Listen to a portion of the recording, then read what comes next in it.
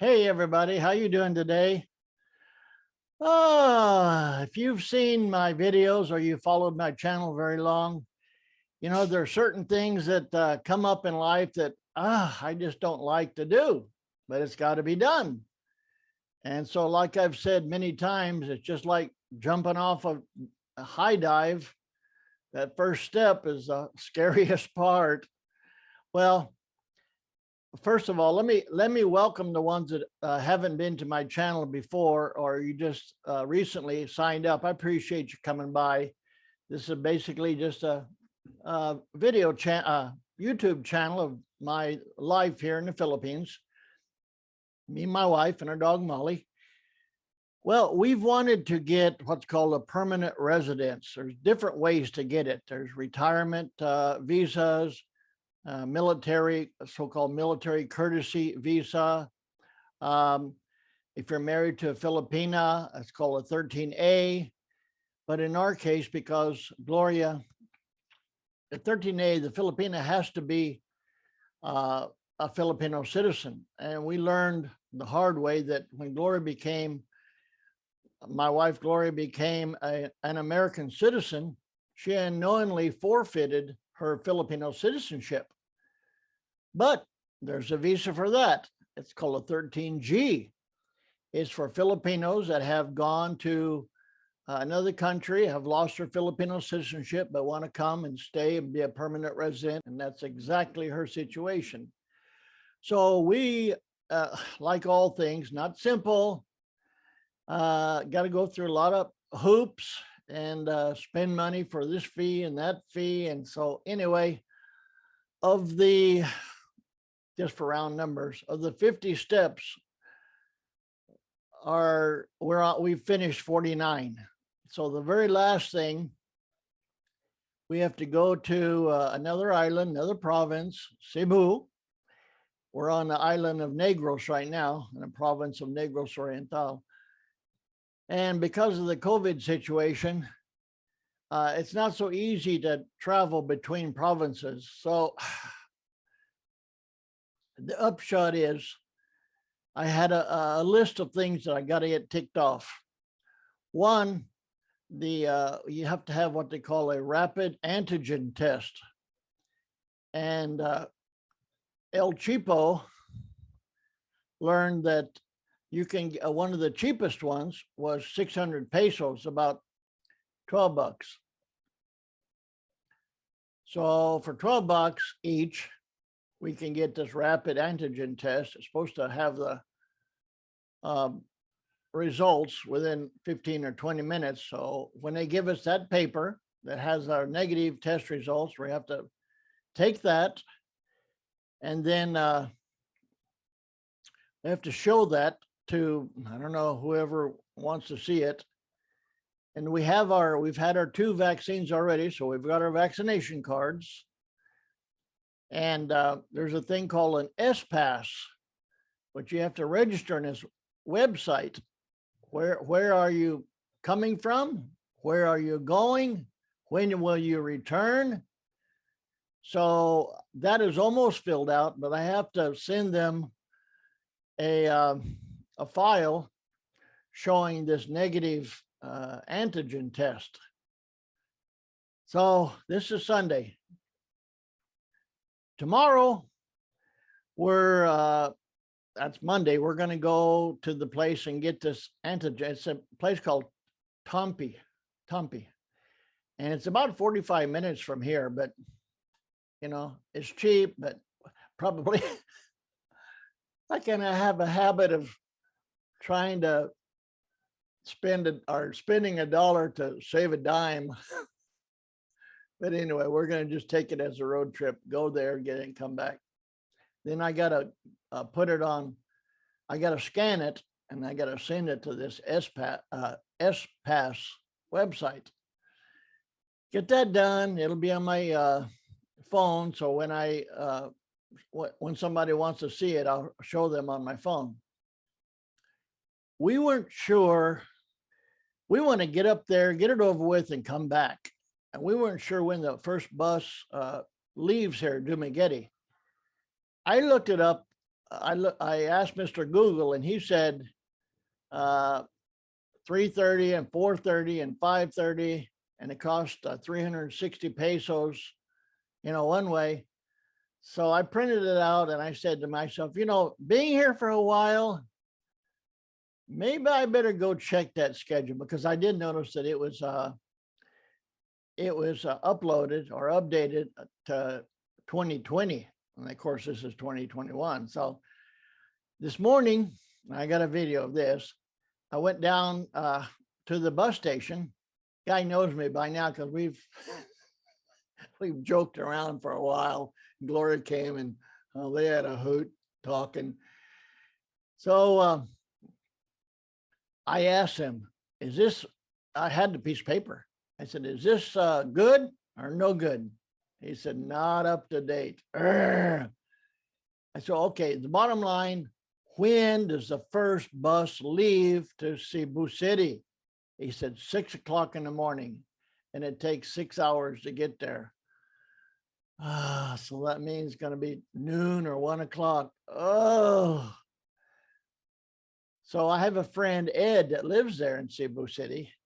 He said he'd pick me up from the bus station and go straight to the immigration office. So I got my little pack behind me, a package of papers that I got from the Dumaguete immigration. They said, take all these. But there was another thing besides the application and all that.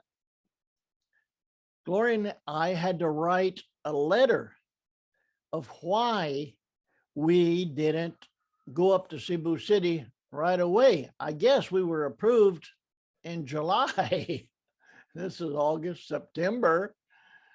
And so they wrote a letter for us. It said, we were over 65 and it's very difficult to get, leave the house, but please, forgive us and accept our application. And we signed it. So we're going to go up there, hopefully get that permanent residence, come back. I just want to make it all in one day. And of course, another little factor, where are we going to put the Blue Boy when I drive to the bus terminal? So I asked that guy, can I keep it here in the parking lot? He said, no. So I don't know. We'll see. Maybe get somebody to take us there, but that's awful early. There's certain things that in life you just got to do it. Not comfortable, not convenient, but it's got to be done. And that reminds me of a story that under the category of you got to just face the music. We lived, as a lot of you may know, in Central California. A lot of people in Central California go to the Central Coast of California for, a picnic. It's like 2 hours to get there. And halfway there, we've always had a custom as a stop at a rest stop, use the restroom, stretch your legs, and then go on to the coast. Well, we stopped at the restaurant. We stopped at the restroom, and I went into the bathroom, went into the stall. I'm kind of sitting there and I look out and there's a pair of feet that walks up to the front of the stall. Of course, I can see it under the stall. There's a little space there, about a foot. And I said to myself, that looks like women's feet. And then I thought, well, So pretty soon, another pair of feet come in behind that first pair. Definitely was wearing high heels. I thought, oh my gosh, I'm in the woman's restroom. Oh, what am I going to do? So I said to myself, I'll just wait, and whoever's in the next stall over, I'll wait longer than them. When they get up and leave, then these people can go to that stall. Well, I waited a few minutes, and another pair of feet, women's feet. And then another pair came. I said to myself, uh-oh, this is the only stall. Oh, I gotta just face the music. Oh, that was one of the things I hated to do. What am I going to do when I step out of that stall and here's this line of women waiting for me? Oh my gosh. I didn't know what to say. Hello, ladies, or just kind of put my head down and walked out, which is what I did. I said, okay, got to face the music. The longer I wait, the worse it's going to be. So I finished my business in the stall. I got up and I just kind of looked down as I walked out. And of course, once I got out, I couldn't help myself. I had to turn around and look. Sure enough, women restroom. So there's been a few times in my life when I've had it, just, grit your teeth and do what you got to do. And that's what this thing is.